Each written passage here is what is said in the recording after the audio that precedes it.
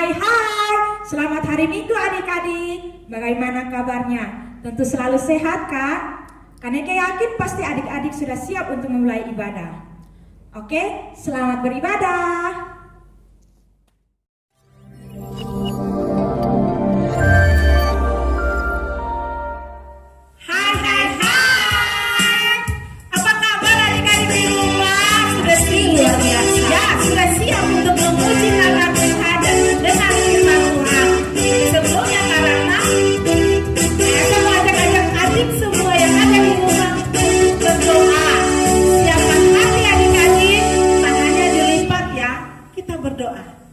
Terima kasih Tuhan, kami akan memuji dan memuliakan nama-Mu. Berkati kami dari awal, pertengahan hingga akhir. Dalam nama Tuhan Yesus kami berdoa kepada Bapa di surga. Haleluya, amin. Amin. Hari ini adik-adik sudah semangat untuk memuji nama Tuhan. Ayo semua adik-adik berdiri, kita akan memuji nama Tuhan. Kasih oh indah. Ketinggalan ya. Ya.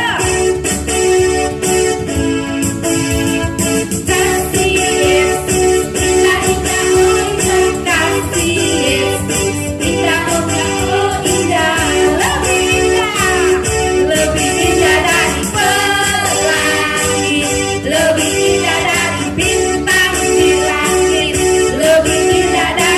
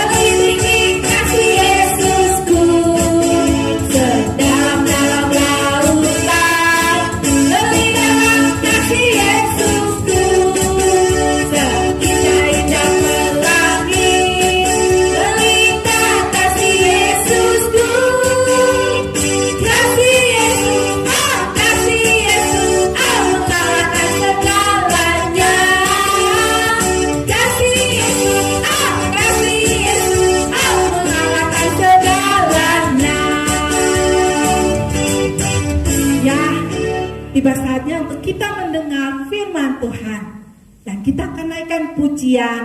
Firman-Mu pelita bagi kami. Iya. Siapkan Alkitab, kita akan naik pujian. Firman-Mu pelita bagi kakiku.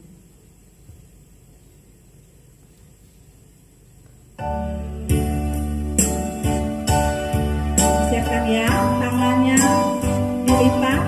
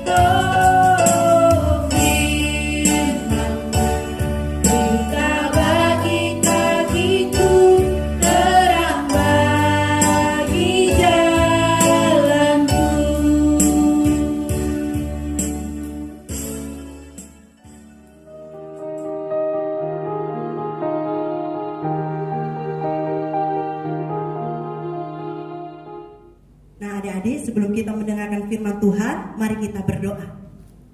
Bapa di surga, terima kasih karena pada pagi hari ini kami boleh datang dalam hadirat-Mu. Saat ini kami mau mendengarkan firman Tuhan. Berkati pendengaran kami, berkati kami Tuhan, supaya apa yang kami dengar kami dapat mengerti, sehingga kami boleh menjadi pelaku firman-Mu. Dalam nama Yesus Kristus kami berdoa dan mengucap syukur. Haleluya, amin. Nah, adik-adik, hari ini Kak Tri akan menyampaikan firman Tuhan dengan tema mengampuni kesalahan orang lain, yang terambil di dalam Kejadian 37 ayat 1 sampai 36. Kak Tri akan bercerita tentang seorang tokoh yang bernama Yusuf. Jadi Yusuf mempunyai seorang ayah bernama Yakub. Nah, Yakub ini tinggal di Kanaan bersama anak-anaknya. Pada waktu itu Yusuf berumur 17 tahun. Dia biasa mengembalakan kambing domba bersama saudara-saudaranya, ya. Dia senang sekali mengembalakan domba. Suatu saat Yusuf dibuatkan sebuah baju yang sangat indah oleh ayahnya, karena Yusuf adalah anak yang sangat dicintai oleh Yakub, sehingga membuat saudara-saudaranya, kakak-kakak Yusuf, merasa iri hati adik-adik. Nah, adik-adik tidak boleh iri ya, tidak boleh seperti saudara-saudara Yusuf, tetapi kita mencontoh seperti Yusuf.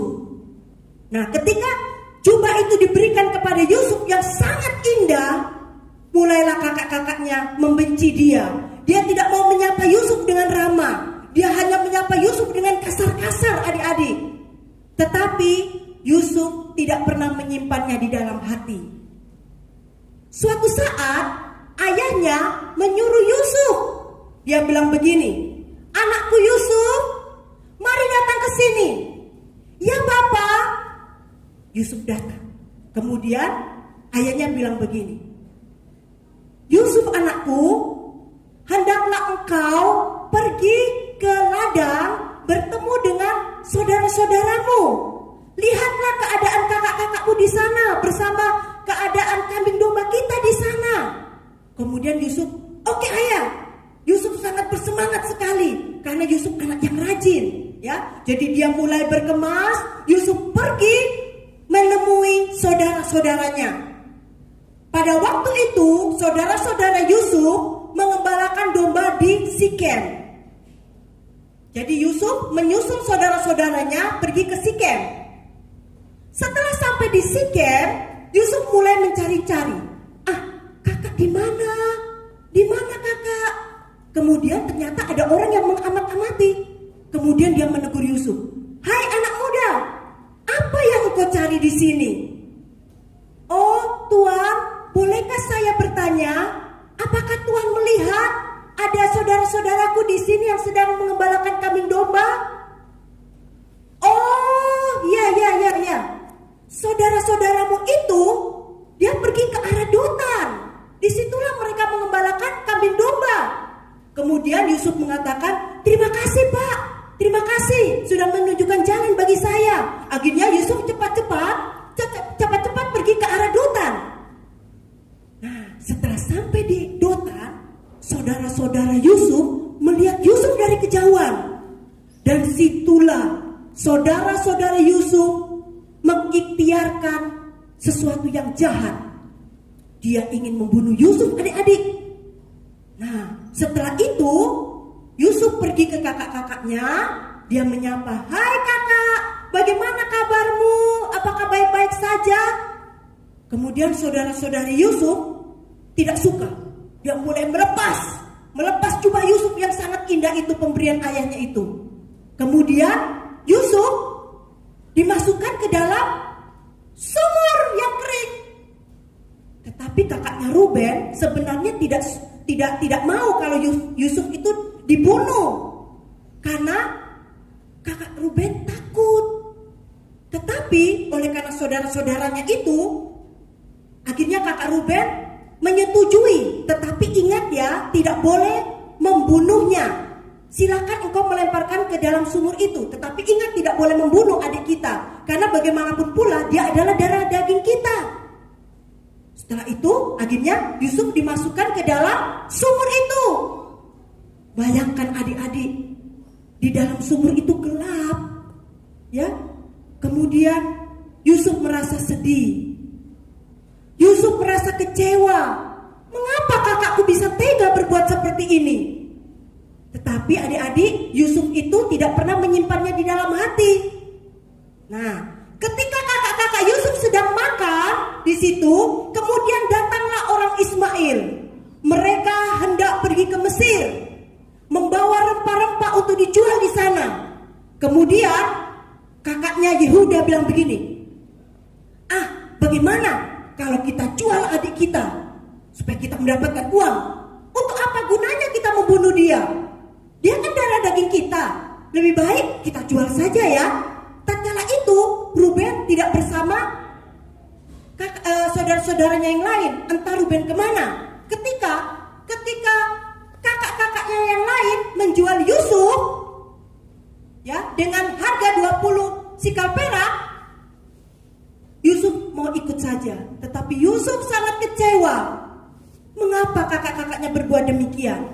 Ketika Yusuf dibawa oleh saudagar Ismail itu, kemudian kakaknya Ruben datang lari-lari. Dia datang, dia menengok ke dalam sumur itu. Ternyata di dalam sumur itu sudah kosong. Dia mengatakan, "Hai, di manakah Yusuf? Di manakah Yusuf? Kenapa di dalam sumur sudah tidak ada lagi?" Kemudian Ruben mengoyakkan pakaiannya. Dia mengoyakkan pakaiannya. Mengapa Yusuf tidak ada? Padahal Ruben ingin menyelamatkan Yusuf. Kemudian akhirnya saudara-saudaranya memberitahukan kepada dia bahwa adik kita Yusuf sudah kami jual kepada orang Ismail. Dan kemudian Ruben merasa sedih. Bagaimana kita harus melaporkan hal ini kepada ayah kita? Kemudian dia bilang, kalau begitu kita bilang aja sama ayah kita kalau adik kita Yusuf sedang diterkam oleh binatang buas. Caranya bagaimana? Nah, baju ini yang maha indah ini ya, baju ini kita celupkan ke dalam darah kambing. Kita bunuh kambing 1 ekor, kemudian kita celupkan baju yang maha indah ini ke dalam darah kambing. Lalu kita bilang kepada ayah kita. Kita bilang bahwa Yusuf diterkam oleh binatang buas dan mati. Oh, oke kalau begitu. Setuju dengan maksudmu. Dan akhirnya mereka pergi kepada ayahnya, menjumpai ayahnya, dan dia pura-pura menangis. Ayah, adik kita Yusuf ayah, dia sudah dimakan harimau. Binatang buas telah menerkam dia ayah, dan dia sudah mati ayah. Ini buktinya ayah, kau lihat baju Yusuf yang sangat indah yang kau berikan itu sudah berlumuran darah ayah. Apakah betul ini adalah baju pemberianmu? Kemudian ayahnya melihat. Dia melihat. Ayahnya menangis. Yusuf anakku, Yusuf anakku, mengapa engkau meninggalkan ayah? Ayahnya begitu sedih karena anak yang dicintainya telah tiada. Padahal Yusuf masih hidup kan? Nah, adik-adik, di situ ayahnya Yusuf merasa kesepian. Dia tidak mau makan, dia tidak mau minum, dia tidak mau dihiburkan kepada anak-anak yang lain. Dia hanya bersedih saja adik-adik. Nah, adik-adik, dari kisah ini, dari kisah Yusuf, kita dapat belajar bahwa bagaimana kita dapat mengampuni orang lain. Kita harus seperti Yusuf yang mau mengampuni saudara-saudaranya, walaupun saudara-saudaranya sudah jahat dengan dia. Pasti adik-adik pernah disakiti oleh teman kalian, diperlakukan tidak adil, pernah dipukul, pernah tidak disukai. Pasti itu menyedihkan hati kita. Pasti adik-adik pada waktu itu diperlakukan tidak adil atau semena-mena. Pasti adik-adik sedih, ya kan? Kak Tri juga begitu. Kak Tri juga sedih. Tetapi adik-adik, kita tidak boleh dendam. Karena apa? Karena dendam itu tidak akan menyelesaikan masalah kita semua. Karena dengan dendam, menyimpan itu sakit hati di dalam hati kita, itu membuat kita tidak sejahtera. Dan akhirnya kita tidak bisa diberkati oleh Tuhan. Kalau adik-adik ingin diberkati oleh Tuhan, dan kalau adik-adik ingin menjadi berkat, kita harus mencontoh Yusuf. Yusuf tidak pernah menyimpan dendam kepada saudara-saudaranya. Ya, di akhir kisah Yusuf ada cerita selanjutnya. Di situ Yusuf berhasil menjadi seorang kepercayaan Raja Firaun di Mesir. Ya, itu karena apa? Karena Yusuf sangat dicintai oleh Tuhan. Yusuf berhasil. Nah, adik-adikku yang terkasih, mengapa kita harus mengampuni? Yang pertama kita belajar, mengapa kita harus mengampuni? Karena Yesus terlebih dahulu mengampuni kesalahan kita. Di dalam Lukas 23 ayat 34, ketika Yesus digantung di kayu salib, Yesus pada waktu itu orang yang tidak pernah bersalah. Yesus harus mati di kayu salib. Dan saat itu juga Yesus masih bisa berdoa. Dia bilang, "Ya Bapa, ampunilah mereka, sebab mereka tidak tahu apa yang mereka perbuat." Adik-adik, Yesus masih bisa berdoa untuk mengampuni musuh-musuhnya. Oleh karena kematian Yesus di kayu salib, adik-adik, semua kesalahan kita telah dihapuskan. Karena Yesus telah menebus dosa adik-adik semua. Dosa seluruh umat manusia. Nah, lalu yang kedua, mengapa kita harus mengampuni? Yang kedua adalah karena jika kita tidak mengampuni kesalahan orang lain, maka kesalahan kita juga tidak diampuni oleh Bapa di surga. Itu ada di dalam Matius 6 ayat 15. Kak Tri akan bacakan. Tetapi jikalau kamu tidak mengampuni orang, Bapamu juga tidak akan mengampuni kesalahanmu juga. Nah adik-adik, kalau kesalahan kita mau diampuni oleh Bapa, kita harus mengampuni kesalahan orang lain juga. Kita tidak boleh egois adik-adik. Kalau kita sudah mendapatkan pengampunan dari Bapa, mengapa kita tidak bisa mengampuni musuh-musuh kita? Memang susah, memang sulit, karena sudah sakit hati. Aduh Kak Tri, saya sudah disakiti, hati saya sakit Kak Tri. Saya tidak bisa mengampuni teman saya terlalu jahat Kak Tri.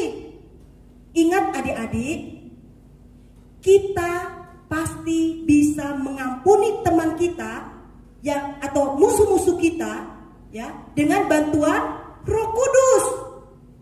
Karena dengan ketika kita mengundang Roh Kudus adik-adik, maka Roh Kuduslah yang akan memampukan kita sehingga kita dapat mengampuni musuh-musuh kita. Ya, harus undang Roh Kudus. Buka hatimu supaya Roh Kudus masuk di dalam hatimu, ya. Lalu yang ketiga, mengapa kita harus mengampuni? Karena kita mengasihi Tuhan. Kalau adik-adik mengasihi Tuhan, mari kita mengampuni musuh-musuh kita, ya. Bagaimana kita mengasihi Tuhan yang tidak kelihatan dengan mata kita? Sedangkan kita tidak bisa mengampuni musuh kita yang kelihatan dengan mata kita, ya. Jadi kita harus mengampuni adik-adik. Jadi kita harus mengampuni musuh-musuh kita karena kita mengasihi Tuhan. Seperti dikatakan di dalam perkataan Yesus bahwa kasihilah sesamamu manusia seperti dirimu sendiri. Ya. Nah, jadi adik-adik, pada pagi hari ini kita belajar dari 3 hal ini, ya, supaya kita bisa mengampuni sesama kita, musuh-musuh kita. Mungkin saat ini adik-adik belum bisa mengampuni temanmu. Kak Tri ajak adik-adik untuk berdoa, ya. Kak Tri ajak adik-adik untuk berdoa mengampuni musuh-musuhmu. Saat ini sekian dulu firman Tuhan dari Kak Tri, tutup Alkitabmu dan Kak Tri akan memimpin kalian di dalam doa, ya. Angkat tanganmu dan pegang tanganmu di sebelah di dadamu dan kita akan berdoa. Tuhan Yesus, saat ini aku datang kepadamu. Terima kasih buat pengampunanmu atas hidupku. Saat ini Tuhan, aku buka hatiku supaya aku dapat mengampuni musuh-musuhku. Di dalam nama Tuhan Yesus, aku berdoa. Haleluya. Amin. Nah adik-adik, bagaimana firman Tuhan pagi hari ini? Adik-adik tidak boleh menyimpan dendam dan harus belajar mengampuni. Karena Tuhan sudah lebih dulu mengampuni kita. Nah adik-adik, sudah hafal ayat hafalan minggu lalu belum? Berikut ini kita akan dengarkan ayat hafalan minggu lalu. Yuk! Tetapi Engkau ya Tuhan Allah penyayang dan pengasih, panjang sabar dan berlimpah kasih dan setia. Mazmur 86 ayat 15. Mazmur 86 ayat 15. Tetapi Engkau ya Tuhan Allah penyayang dan pengasih, panjang sabar dan berlimpah kasih dan setia. Mazmur 86 ayat 15. Tetapi Engkau ya Tuhan Allah penyayang dan pengasih, panjang sabar dan berlimpah kasih dan setia. Mazmur 86 ayat 15. Tetapi Engkau ya Tuhan Allah penyayang dan pengasih, panjang sabar dan berlimpah kasih dan setia. Ya adik-adik, ayat hafalan minggu ini terambil dari Matius 6 ayat 14. Karena jikalau kamu mengampuni kesalahan orang, Bapamu yang